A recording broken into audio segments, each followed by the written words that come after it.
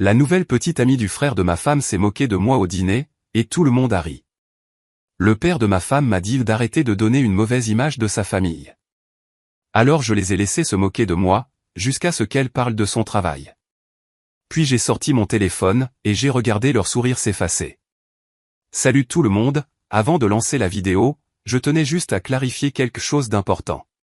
Récemment, ma chaîne a rencontré un problème majeur, où YouTube a complètement désactivé la monétisation.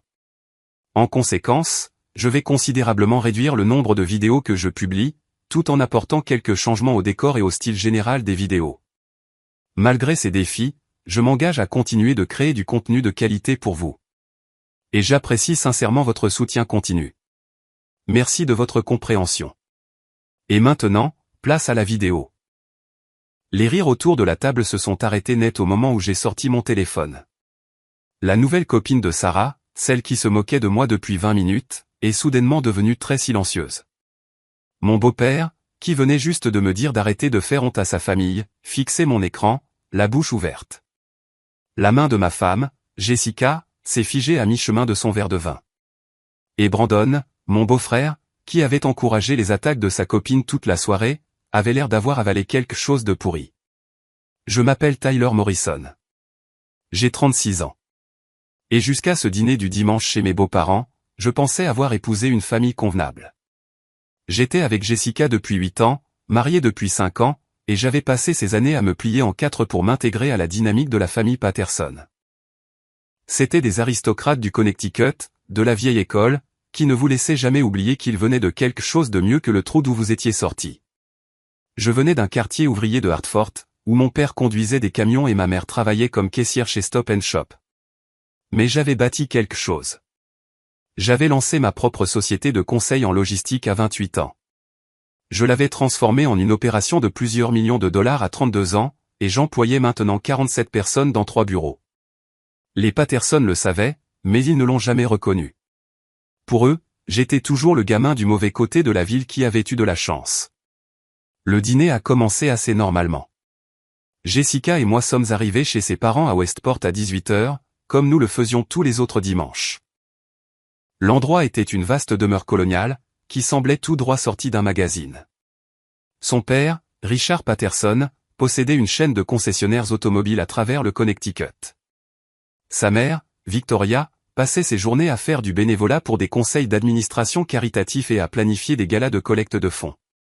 Brandon, le jeune frère de Jessica, était déjà là quand nous sommes arrivés. Il avait 29 ans, travaillait dans la vente chez l'un des concessionnaires de son père, et avait une nouvelle petite amie tous les quelques mois. Cette fois, il avait amené Sarah Kingsley, une jeune femme de 26 ans qui travaillait dans le marketing, selon l'introduction que Victoria a faite lorsque nous sommes entrés dans la salle à manger. Sarah était séduisante, de cette façon soignée que certaines femmes passent des heures à obtenir, des cheveux blonds parfaitement lissés, une robe de créateur qui coûtait probablement plus cher que le loyer mensuel de la plupart des gens, et ce genre d'assurance qui vient du fait qu'on ne vous a jamais dit non de toute votre vie. Tyler, a dit Victoria alors que nous prenions place. Sarah travaille pour Ashton & Pierce, tu sais, la firme de marketing en centre-ville. J'ai hoché la tête poliment. Ravi de vous rencontrer, Sarah. Elle a souri, mais le sourire n'a pas atteint ses yeux. Vous aussi. Brandon m'a tellement parlé de sa famille. Les 20 premières minutes du dîner se sont déroulées avec la conversation habituelle de la famille Patterson. Richard a parlé des chiffres de vente des concessionnaires. Victoria a discuté de la prochaine vente aux enchères caritatives qu'elle organisait. Brandon s'est vanté d'une grosse vente qu'il avait faite cette semaine-là. Jessica a parlé de son travail de décoratrice d'intérieur. Personne ne m'a posé de questions sur mon entreprise. C'était normal. Les Patterson avaient une façon de vous faire sentir que vous ne méritiez pas tout à fait leur attention, à moins que vous ne les serviez d'une manière ou d'une autre. Puis Sarah a commencé. Alors Tyler, dit-elle en coupant son saumon avec des mouvements précis. Jessica a mentionné que tu diriges une sorte d'entreprise de conseil. C'est le cas, ai-je répondu. Conseil en logistique. Nous aidons les entreprises à optimiser leur chaîne d'approvisionnement et leur réseau de distribution. Elle a hoché la tête lentement, comme si je venais de lui dire que je collectionnais les capsules de bouteilles pour gagner ma vie. Ça a l'air intéressant. Donc, Jean, tu dis au camionneur où aller. Brandon a ri. Jessica m'a lancé un regard d'excuse mais n'a rien dit. Pas exactement, dis-je d'un ton égal. Nous analysons des opérations logistiques entières, et développons des stratégies pour réduire les coûts et améliorer l'efficacité. C'est un travail assez complexe, impliquant l'analyse de données, la modélisation de réseaux et la planification stratégique. Sarah a pris une gorgée de son vin, souriant légèrement en coin. D'accord, d'accord. Mon erreur. Donc, tu es comme un cadre intermédiaire, mais pour les camions? Richard a gloussé. Victoria a souri derrière son verre de vin. Jessica étudiait son assiette comme si elle contenait les secrets de l'univers. J'ai senti cette oppression familière dans ma poitrine, celle qui venait toujours quand les Patterson décidaient de me rappeler que je n'étais pas vraiment l'un des leurs. Mais j'avais appris, en 8 ans, à simplement encaisser. Riposter ne marchait jamais. Ça ne faisait qu'empirer les choses. Quelque chose comme ça, ai-je dit doucement. Et ce fut mon erreur. Au moment où j'ai reculé, Sarah a senti ma faiblesse. Si vous appréciez l'histoire et que vous voulez en entendre davantage sur la façon de s'affirmer et de gérer les dynamiques familiales, prenez un moment pour vous abonner à la chaîne. Laissez un commentaire ci-dessous pour partager vos propres expériences avec des beaux-parents difficiles, et cliquez sur le bouton « J'aime » pour que plus de gens puissent trouver ces histoires. Votre soutien aide vraiment la chaîne à grandir. Brandon me dit que tu as grandi à Hartford, a poursuivi Sarah, et il y avait maintenant quelque chose de prédateur dans son ton. Ça a dû être dur. Je veux dire, j'ai traversé le coin quelques fois. Ce n'est pas exactement le quartier le plus sympa. Ce n'était pas mauvais, ai-je dit. Des gens bien, une communauté forte. Oh, j'en suis sûr, a dit Sarah avec une fausse sympathie. Tout le monde fait de son mieux avec ce qu'il a, n'est-ce pas? Je veux dire, tout le monde ne peut pas s'offrir des écoles privées et des maisons d'été dans les hantons. C'est ce qui rend l'Amérique géniale. Vous savez, les gens de tous horizons peuvent réussir. La table est devenue silencieuse. Même Brandon avait l'air légèrement mal à l'aise, bien qu'il souriât toujours. Tyler a très bien réussi, a finalement dit Jessica, d'une petite voix. Oh, absolument, a convenu Sarah avec enthousiasme. Je veux dire, passer de ce genre de milieu à diriger sa propre petite entreprise, c'est le rêve américain juste là. Très impressionnant. Petite entreprise. Les mots flottaient dans l'air comme de la fumée. J'ai regardé autour de la table. Richard se concentrait très fort sur sa nourriture. Victoria remplissait son verre de vin. Brandon essayait de ne pas rire. Et Jessica était assise là, silencieuse, laissant cette étrangère insulter son mari dans la maison de ses parents. Nous devrions probablement parler d'autre chose, ai-je dit doucement. Pourquoi, a demandé Sarah avec une fausse innocence. Je trouve ça fascinant.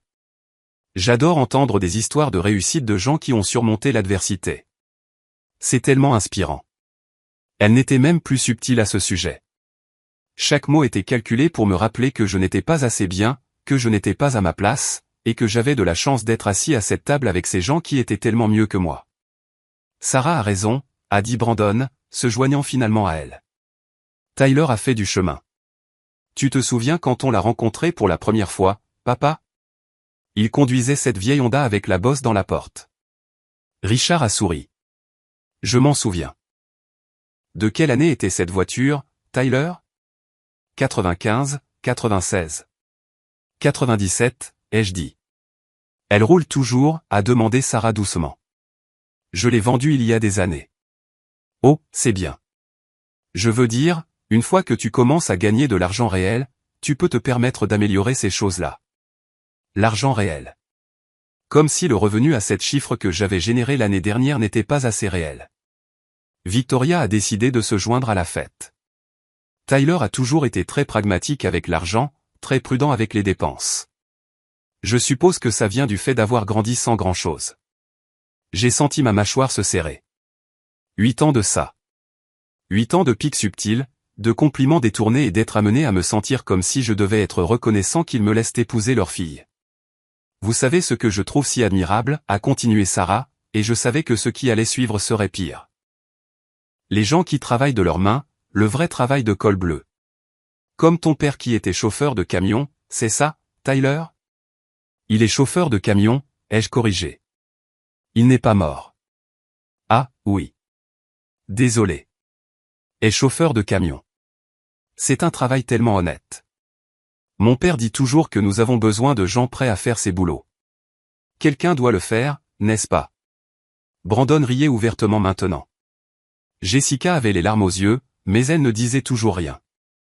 Richard et Victoria regardaient le spectacle comme s'il s'agissait d'un divertissement de dîner-théâtre. Sarah, ai-je dit, gardant ma voix égale. Je pense que tu es irrespectueuse. Irrespectueuse? Elle a eu l'air sincèrement choquée. Je te fais un compliment. Je dis que j'admire les gens qui partent de rien et qui font quelque chose de leur vie. En quoi est-ce irrespectueux? Richard a finalement pris la parole. Tyler, je pense que tu es un peu sensible. Sarah fait juste la conversation. Elle insulte ma famille et mes origines. Personne n'insulte personne, a dit Victoria froidement. Tu rends la situation gênante pour tout le monde. J'ai regardé Jessica, la suppliant silencieusement de dire quelque chose, n'importe quoi pour me défendre ou au moins reconnaître ce qui se passait. Mais elle est restée assise là, figée. Peut-être que tu devrais juste te détendre, a suggéré Brandon. Sarah ne pensait pas à mal. Tu es un peu dramatique. Je suis dramatique? J'ai senti la colère monter dans ma poitrine, brûlante et vive. Oui, a dit Richard fermement. Tu fais honte à ma famille en réagissant de manière excessive à une simple conversation. Sarah est une invitée dans notre maison et tu la mets mal à l'aise. J'ai fixé mon beau-père, l'homme qui avait passé 8 ans à me traiter comme un employé de maison, l'homme qui ne m'avait jamais posé de questions sur mon entreprise, n'avait jamais reconnu mon succès, ne m'avait jamais traité comme si je valais son temps. Et maintenant, il me disait que je faisais honte à sa famille. Je m'excuse, ai-je dit finalement. Je ne voulais mettre personne mal à l'aise. Le sourire de Sarah s'est élargi. Pas de souci. Je comprends tout à fait. Parfois, les gens se mettent sur la défensive à propos de leurs origines. C'est naturel. La conversation a repris. Sarah a commencé à parler de son travail chez Ashton et Pierce, des gros clients avec lesquels il travaillait, des campagnes importantes dans lesquelles elle était impliquée. Brandon buvait ses paroles. Victoria posait des questions intéressées. Richard hochait la tête d'un air approbateur, et quelque chose en moi a basculé. J'ai sorti mon téléphone sous la table et j'ai commencé à chercher. Ashton & Pierce Marketing, j'ai trouvé leur site web, sorti leur liste de clients, vérifié leur récent communiqué de presse. Puis j'ai cherché le nom de Sarah, trouvé son profil LinkedIn, et les recoupé avec l'annuaire de l'entreprise. Sarah, ai-je dit, interrompant son histoire sur une campagne sur laquelle elle avait travaillé. Depuis combien de temps es-tu chez Ashton et Pierce? Environ 8 mois, a-t-elle dit fièrement. J'ai commencé comme associé senior en marketing, mais je suis déjà pressentie pour un poste de directrice de compte. C'est impressionnant, ai-je dit. Et tu as dit que tu travailles avec leurs clients majeurs? Oui. Je veux dire, je fais partie de l'équipe qui s'occupe d'eux. C'est un travail très collaboratif. Quel client précisément? Elle a hésité un instant. Eh bien, je ne peux pas révéler les noms des clients en raison des accords de confidentialité, mais croyez-moi, ce sont des marques majeures. J'ai hoché la tête lentement. C'est vrai. La confidentialité. C'est logique. Pourquoi tu demandes, a dit Brandon, soudainement sur la défensive. Juste curieux du travail de Sarah, puisqu'elle s'intéressait tant au mien tout à l'heure. Le sourire de Sarah s'était légèrement figé. C'est bon, Brandon. Tyler fait juste la conversation. Vous savez, ai-je continué, posant mon téléphone sur la table. C'est drôle que tu mentionnes Ashton et Pierce. J'ai en fait un lien avec cette firme. La température dans la pièce a chuté de façon notable. Vraiment? La voix de Sarah était prudente maintenant. Ouais. Tu vois, il y a environ 6 mois, mon entreprise cherchait à refaire son image de marque. Nous avions besoin d'une agence de marketing qui comprenait le conseil en logistique B2B. Nous avons envoyé des appels d'offres à plusieurs agences de la région. J'ai repris mon téléphone et ouvert mes emails. Ashton et Pierce étaient l'une d'entre elles. Nous avons fini par choisir une autre agence, mais j'ai toujours toute la correspondance. Richard m'observait maintenant avec les yeux plissés. Victoria avait arrêté de manger. Le truc, c'est que, ai-je dit en faisant défiler mes emails, pendant ce processus, j'en ai appris pas mal sur Ashton et Pierce, leur structure, leurs clients, les membres de leur équipe. Sarah était devenue très pâle. Je regarde leur liste de clients en ce moment même, ai-je continué. Et tu sais ce qui est intéressant? Les marques majeures que tu as mentionnées, ce sont surtout des entreprises locales. Quelques chaînes de restaurants régionales, quelques petites opérations de vente au détail, un cabinet dentaire. Rien de mal à ça, bien sûr. Quelqu'un doit travailler avec les petits clients. Je n'ai jamais dit que c'était des entreprises du Fortune 500, a dit Sarah rapidement. Non, mais tu l'as sous-entendu. Tu as dit une marque majeure. Tu as rendu ça très impressionnant. J'ai regardé Brandon. Et ce poste de directrice de compte qu'elle a mentionné, ce n'est pas tout à fait exact non plus. Tu vois, j'ai un ami qui travaille chez Ashton et Pierce. Jake Palmer. Il y est directeur créatif. J'ai ouvert ma conversation par SMS avec Jake et je l'ai montré à la table. Je viens de lui envoyer un texto pendant que Sarah parlait, je lui ai demandé s'ils avaient quelqu'un nommé Sarah Kingsley qui travaillait là-bas. Le silence était absolu. Il dit qu'ils ont bien une Sarah Kingsley, mais elle n'est pas associée senior en marketing. Elle est coordinatrice junior. Un poste de débutant. Elle répond au téléphone, planifie les réunions et aide occasionnellement à préparer les documents de présentation. Le visage de Sarah était passé de pâle à rouge vif. Il n'y a aucun poste de directrice de compte envisagé, ai-je continué. Il n'y a aucune équipe gérant des clients majeurs. C'est la personne qui fait les photocopies et commande le déjeuner pour les réunions. Tyler, a commencé Jessica. Attends, je n'ai pas fini. J'ai regardé Sarah droit dans les yeux. Tu as passé les 20 dernières minutes à te moquer de mes origines, de ma famille et de mon entreprise. Tu as appelé ma société une petite entreprise. Tu as sous-entendu que j'étais à peine mieux qu'un cadre moyen. Tu as parlé de moi comme si j'étais une sorte de cas social qui avait eu de la chance. J'ai affiché le site web de mon entreprise sur mon téléphone et je l'ai tourné vers la table. Voici Morrison Logistic Consulting. Nous avons réalisé 8,3 millions de dollars de chiffre d'affaires l'année dernière. Nous employons 47 personnes. Nos clients comprennent 3 entreprises du Fortune 500 et 7 distributeurs régionaux majeurs. Le mois dernier, nous avons conclu un accord avec une chaîne de vente au détail nationale qui générera 2,1 millions de dollars en honoraires au cours des 3 prochaines années. J'ai regardé Richard. C'est plus que ce que fait ton meilleur concessionnaire en un an, Richard. Son visage est devenu rouge foncé. Et Sarah, ai-je continué, pendant que tu étais assise là à te moquer de mon père parce qu'il est chauffeur de camion et de ma mère parce qu'elle travaillait dans une épicerie, tu as omis de mentionner que tu gagnes à peine 42 000 dollars par an en répondant au téléphone. C'est moins que ce que gagne mon analyste junior le plus récent. Le silence s'est étiré si longtemps que je pouvais entendre l'horloge en tic-tic-taquer dans le couloir. Tu ne sais rien de moi, a finalement dit Sarah, sa voix tremblante. Je sais que tu es une menteuse, ai-je répondu calmement. Je sais que tu es assise ici depuis 1 heure à prétendre être ce que tu n'es pas, tout en te moquant de quelqu'un qui a réellement construit quelque chose de vrai. Et je sais que tout le monde à cette table était parfaitement heureux de te laisser faire, parce que cela les faisait se sentir supérieurs aux gamins de Hartford. Brandon s'est levé. Tu ne peux pas lui parler comme ça. Assieds-toi, Brandon. Je parle à ton père maintenant. Je me suis tourné vers Richard. Tu m'as dit que je faisais honte à ta famille.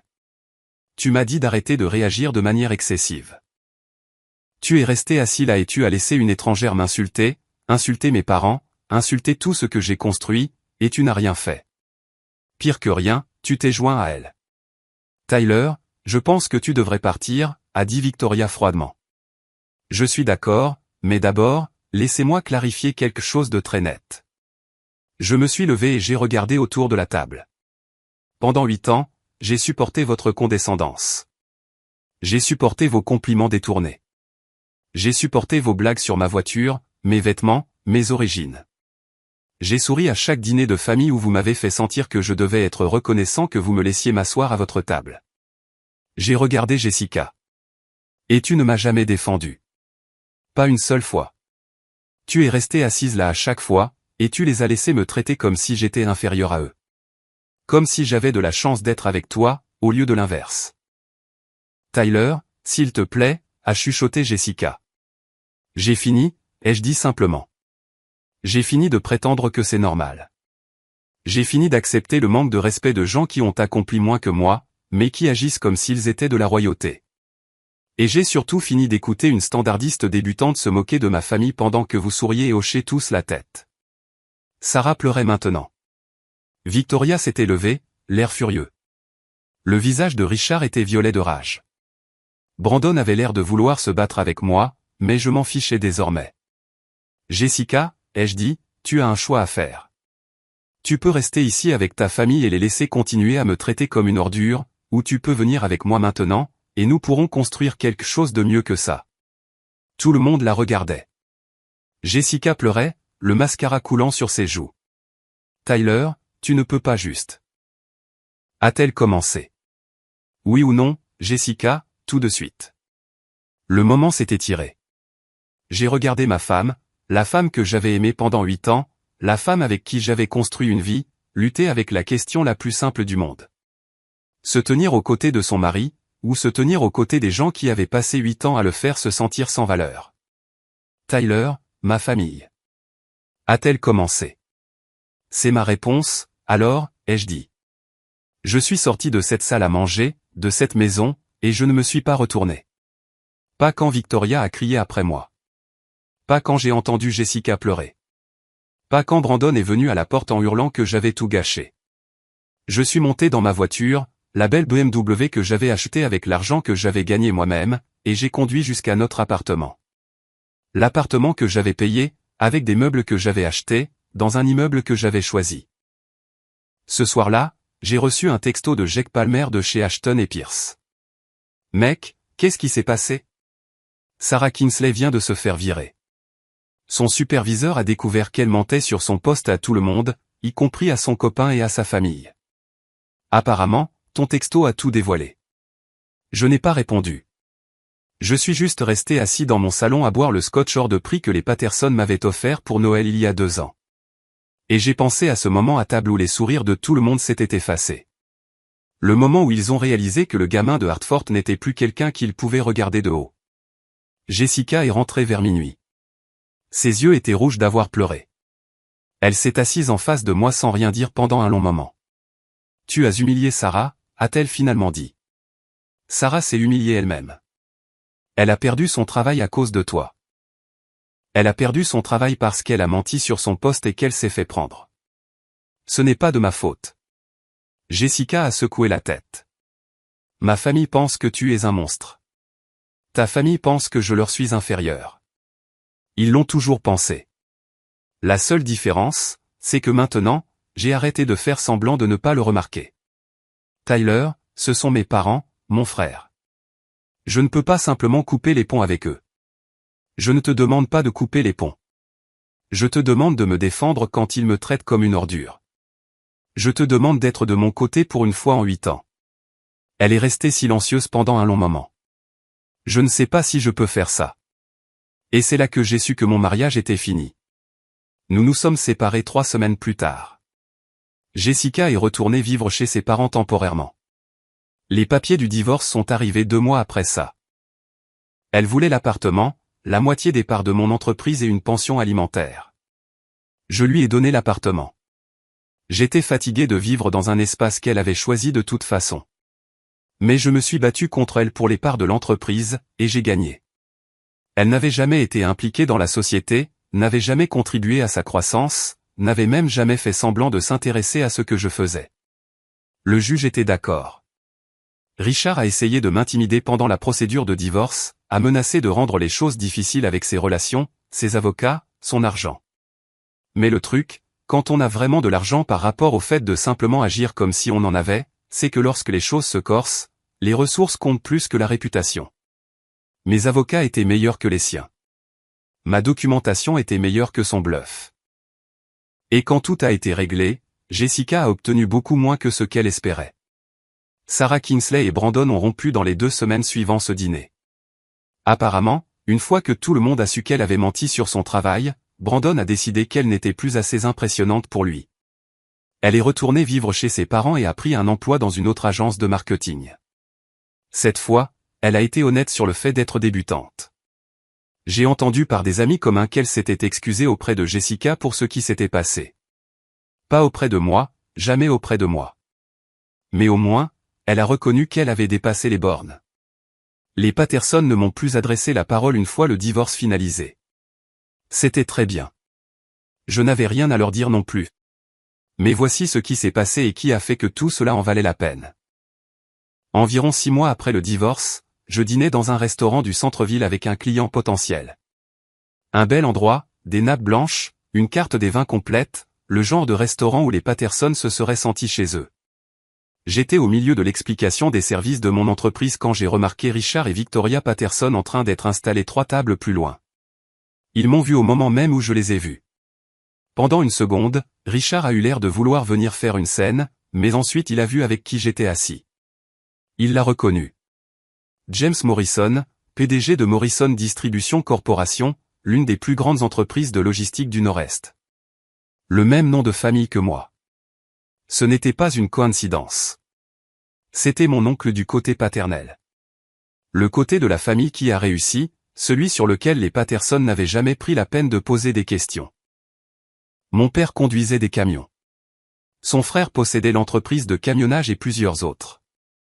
Et il venait d'accepter d'investir dans ma société de conseil pour nous aider à nous développer au niveau régional. J'ai observé le visage de Richard alors qu'il réalisait cela. Je l'ai regardé comprendre que le gamin de Hartford qu'il avait regardé de haut pendant 8 ans n'avait pas seulement réussi par ses propres mérites.